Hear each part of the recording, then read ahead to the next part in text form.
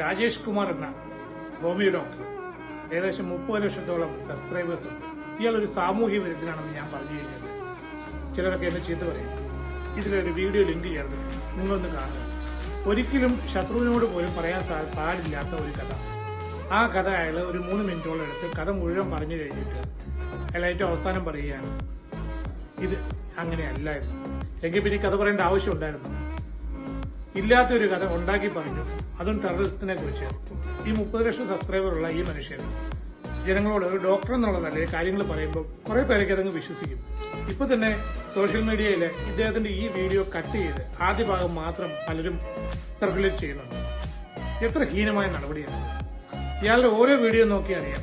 പ്രത്യക്ഷത്തില് പ്രൈമ fascia ഇത് നല്ലതാണ്, ഉപകാരപ്രദമാണെന്ന് തോന്നുമെങ്കിലും പിന്നീടൊന്ന് ആലോചിച്ചു കഴിഞ്ഞാൽ ഇയാൾ പറയുന്നത് വെറും വേസ്റ്റ് ആണെന്നുള്ള കാര്യം മനസ്സിലാവും.